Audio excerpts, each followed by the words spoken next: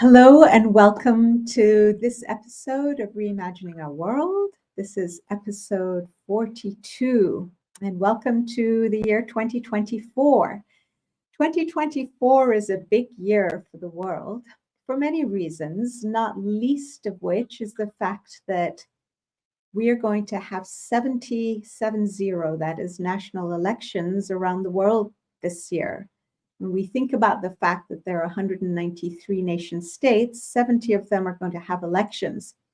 So the outcome of these elections will determine to a large extent what our social fabric looks like, the social fabric of our world looks like in the years to come. Now, our current reality is that our world's leaders have, by and large, failed us. They have abdicated their responsibility for our well-being.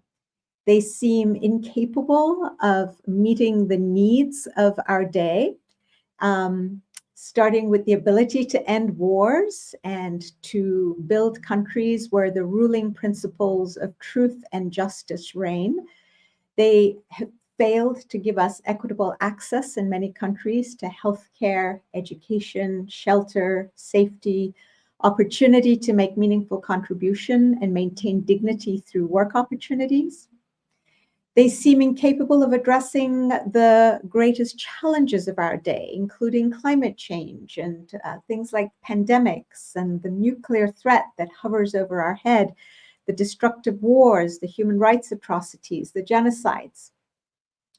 They seem unwilling to be truthful and transparent about the dangers that humanity faces, including, again, climate change, the slow rolling or the speeding up disaster. They're unwilling to be truthful about the true opportunities we have, the various courses of action that are open to us, and the consequences of the real life consequences of the various decisions we make. One thing that leaps to mind is Brexit, that the leaders on all sides were not open and transparent with the people of Britain about the actual consequences of Brexit. And so they were not capable of making an informed decision when they voted in the referendum to leave Europe. Our leaders also seem incapable of creating unity of thought or a shared vision around shared values, followed by unity of action. So again, we've been unable to come up with an effective system to combat climate change that is effective, as opposed to a voluntary system where countries make pledges, and even those pledges are insufficient, and besides which they're unenforceable. Once these leaders of ours are in power, we have tended to be distrustful of them for good reason, making it even harder to unify around a shared vision, which ultimately leaves us fractured, fragmented, disunified, and unable to get anything constructive done. Now, it's time for us to assume responsibility as a people. The onus lies on us to elect fit leaders. One of the cardinal failures of all our leaders, and something we really need to fix by electing ones that get it, is their failure to recognize the spirit of the age and recognize the oneness of peoples and nations. This spirit of oneness, this awareness of our oneness as human beings and as nations, is akin in the world of social infrastructure, if you like, to the law of gravity in the physical realm. Just as the law of gravity operates on us and has an effect whether we recognize it or not, so too the law of oneness has to be taken into account when we build our systems of governance and the way we organize our societies. So what can we do essentially? What we can do is to take responsibility. What does this mean? What do we practically need to do? Well, we need to adopt a new habit of electing fit leaders. But before we can adopt a habit, we first have to figure out what the outworn mindset is, what the outworn assumptions and concepts are that have underlied our behavior in the past, which is electing unfit leaders. Once we've brought those outward concepts to the light of consciousness, then we can choose to replace them with new, more empowering ways of thinking about the notions of power, authority, and leadership. And once that shift in thinking has taken place, then it becomes a lot easier to move into new habits of electing fit leaders. So what I'd like to do today is to spend some time really mostly on examining these concepts and developing new concepts, reimagining new concepts, ways of thinking about power, authority, and leadership. Let's quickly look at three old concepts. We tend to have this idea that those in power seek to dominate and control us and appropriate our precious resources for their own selfish ends. So this is something most of us have in the back of our minds when we think of people in authority. We also have a second outworn assumption, which is that those in authority are solely driven by ego and motivated by self-interest. And we've basically just come to accept this as part of the furniture. This is what leaders do. And when we go to elections, it's often the case of trying to choose between the lesser of 2 or 3 or 5 evils, as opposed in which all of them are driven by ego in our minds and motivated by self-interest. You can see that these are not very empowering ways of thinking about power, authority, and leadership. And the third old concept is that those in authority somehow occupy a higher status or station than the rest of us mere mortals. They're somehow superior to us. Well, it's no wonder that we feel the way we do about our leaders. We expect them to lie and cheat in order to maintain power and influence and dominate and control us. We rail against them once they come into power. We distrust them. Very often we're apathetic and don't even show up for elections. The percentage of people showing up is declining. Trust in public institutions is declining. And so we need to do something because this is untenable. So I want to propose a set of new concepts to replace these outworn concepts that clearly don't serve us. So here we go, and be very curious to hear your thoughts and see your comments on these. The first is that power and authority are not means for dominating and controlling us. But imagine if instead we viewed them as being necessary elements of organizing any society, and that the role of those in power is to create the necessary conditions that allow each of us and allow us collectively to fulfill our potential. That's actually a really empowering concept of power and the role of leaders, right? To create the environment in which we can actualize our potential. Now, that's the kind of person I would want to go vote for, right? I'd be very incentivized to go vote if I thought that there were people I could vote for who believed in this concept of power. The second concept that I wanted to share with you is that power is not a finite identity which is to be seized and jealously guarded. Rather, it constitutes a limitless capacity to transform that resides in the human race as a whole.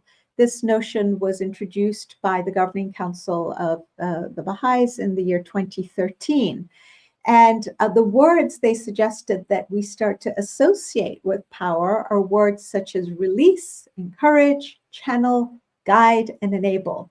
Those are not words that we tend to generally associate with the word power, right? At this point, I want to share with you my favorite definition of a good leader that we can keep in the back of our minds as we continue exploring some of the other newly imagined concepts of what power, authority, and leadership constitute.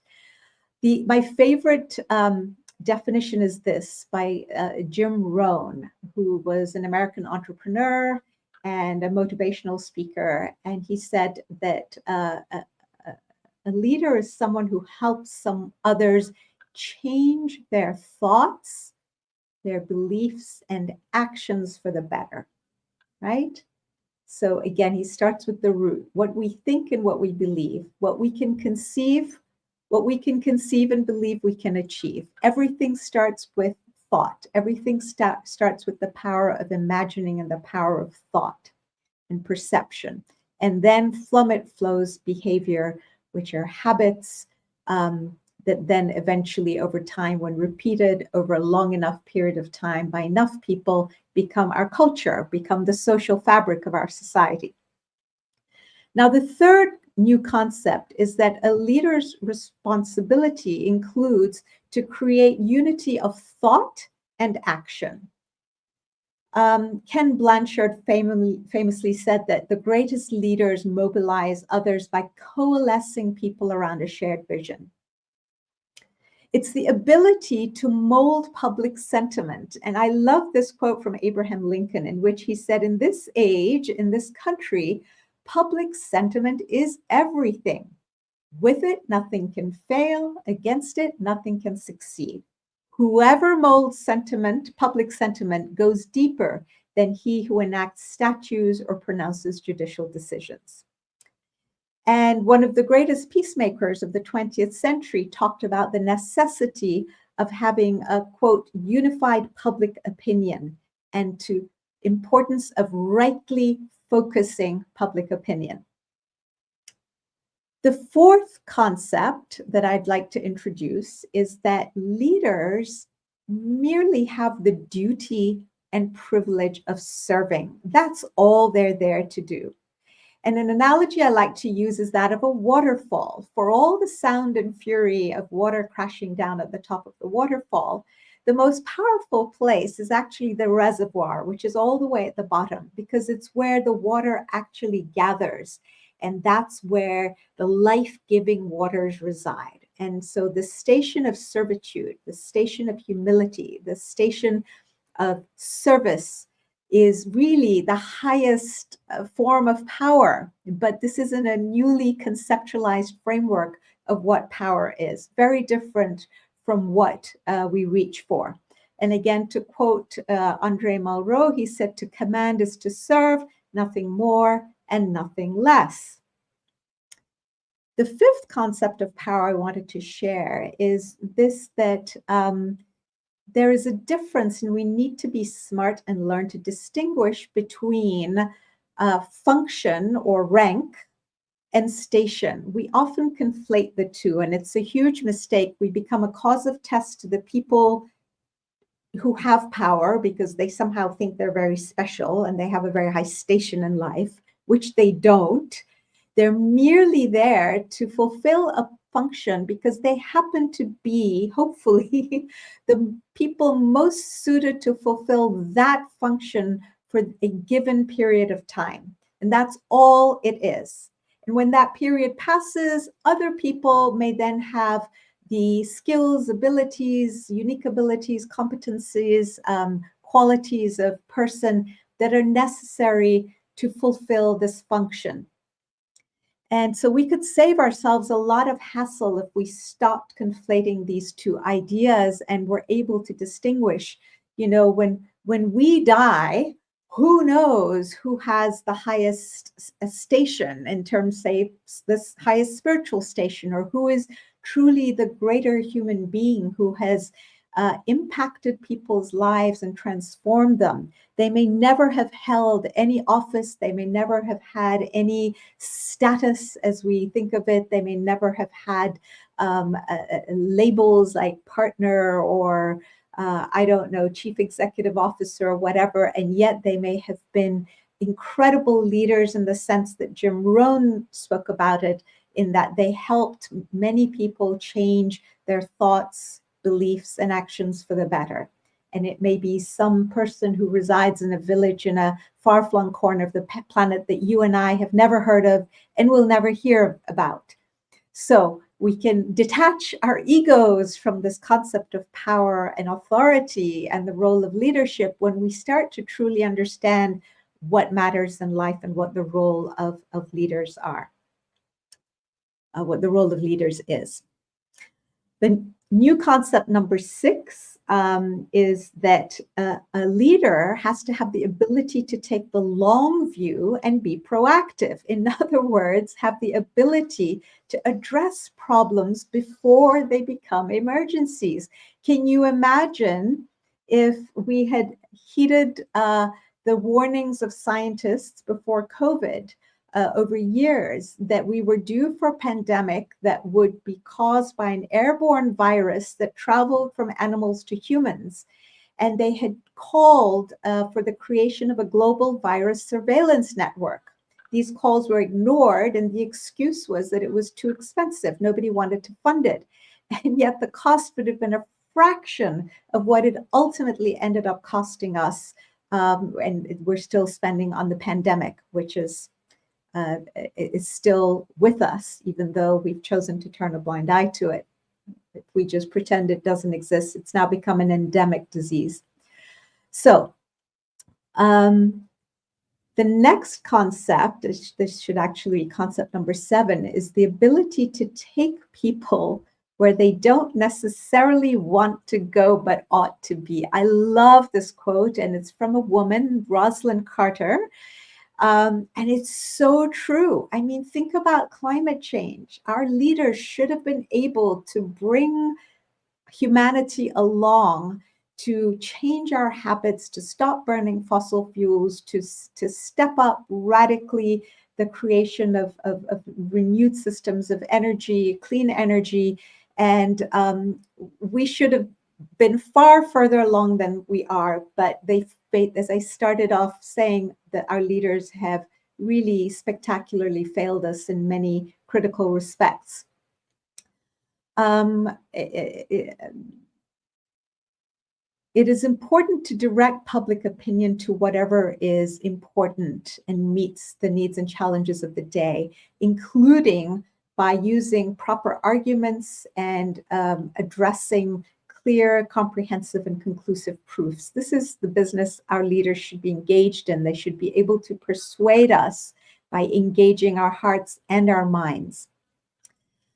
Again, examples are in the field of climate change, nuclear proliferation. We need to eliminate our nuclear weapons. There are compelling reasons why we need to do this.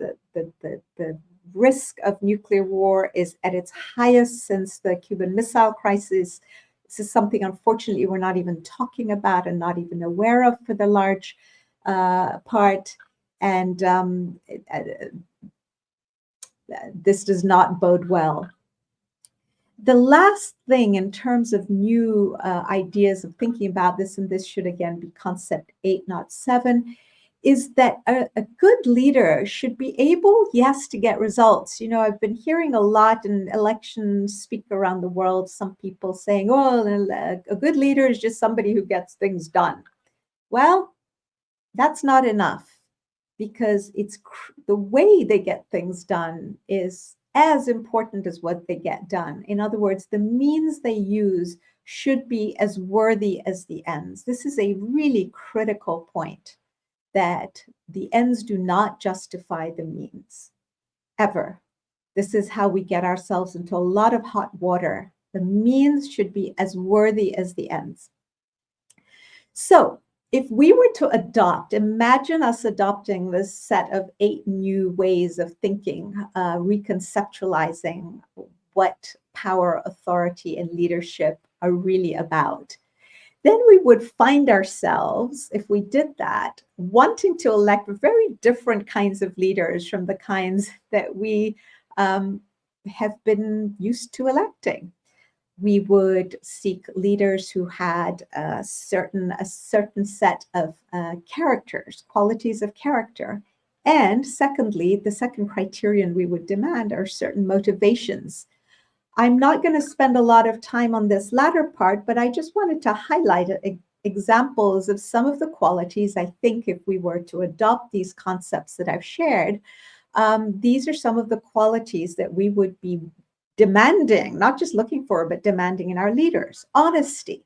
Honesty, that is that is displayed in all aspects of their lives, and how they treat their families, and how they treat their business partners, and how they treat the electorate. Secondly, freedom from prejudice. People who are not interested in sowing division, but rather are unifiers. It's easy to find out people's records on this front thanks to the internet. It's not hard to figure out what people's records have been. Courage is another one. The willingness to do what is right for the collective whole, regardless of what's in their best interest. Also, the courage to speak the truth about the difficulties that we're going to face with climate change, for instance, and the steps that we need to take. Freedom from corruption, that is another quality of character that we need to be looking for. And leaders who are willing to sacrifice and give of themselves, and who are content, for instance, with modest incomes, and are not out to gouge us all and treat our national resources as though they are their own private resources. Leaders who have basic competence. You can be a lovely human being with beautiful qualities of honesty and lack of prejudice, and yet not really be competent to govern. So there must be some skills there, some governance skills. Willingness to listen in a spirit of humility. That is a key characteristic of a good leader. Someone who is fair-minded and wise, who is compassionate and empathetic. We found during COVID that leaders who were more willing to listen, be compassionate and empathetic, and by the way, all of them were women leaders, were their nations did better during COVID. So it's not just a soft skill. This is a critical skill in a dangerous world, right? Leaders who are interested in seeking ends through means that are equally worthy, and who seek the broadest diversity of input possible before making decisions, and who are willing to evince transparency. So they're not being secretive about what's going on, because they're there in service to their people, so bringing the people along. I would mention that one pitfall I think we fall into is that we tend to elect people on the basis of platforms rather than qualities of character. I highly recommend that we flip this, that we guard against putting the cart before the horse. In other words, focus on character and skills and competence, then trust to their goodwill, skill, conscience, and ability to consult. Give them the opportunity to be agile and adapt to realities. Abraham Lincoln famously said, "I never had a policy. I have just tried to do my best each and every day." I find that very interesting. When we look at it, we see that the reality on the ground is that despite all the promises made by candidates and the platforms, reality kicks in once they get elected. Famously, a former British Prime Minister, Harold Macmillan, was once asked what was likely to throw a government off course. And his response, in typically English fashion, was, "Events, dear boy, events." Think about Boris Johnson's tenure as Prime Minister. The guy was elected to get Brexit done, right? That was the platform on which he ran. That was the mandate that the people of Britain gave him. Nobody expected that what he would have to primarily deal with was a pandemic, an economic recession of great magnitude, and answering for historical racism. So, yeah, it just goes to show that electing people just on the basis of platforms and promises may not be the best approach. And the second criterion, the thing we must demand is pure motives and motivation. We should be smart about assessing the motivations of people who run for office, asking ourselves, are they interested in money, status, influence, and power? Or do they desire to take into account the collective interest, not only of their own nation, but of all nations, because we live in a world that is so interdependent and interconnected and has become a single organism? All right, the last point I want to throw in that we're not going to explore, but I'm going to refer you back to episodes 16 and 17 of this Reimagining Our World series, is that another skill we all have to hone in order to elect fit leaders is this essential skill of the independent and unbiased investigation of the truth. Covered this in great detail in 2 episodes. So again, 16 and 17. Go back and take a listen. And lastly, if you'd like more to delve further into the topic today and some of the concepts I've raised, check out the chapter called Leadership Shift in the latest book I published called The Alchemy of Peace, 6 Essential Shifts in Mindsets and Habits to Achieve World Peace. That's available on Amazon. Okay, so I think that's it for now. It's delightful to be back with you all, and I look forward to seeing you in March next month. I don't see any comments, so I will bid you farewell. Bye-bye.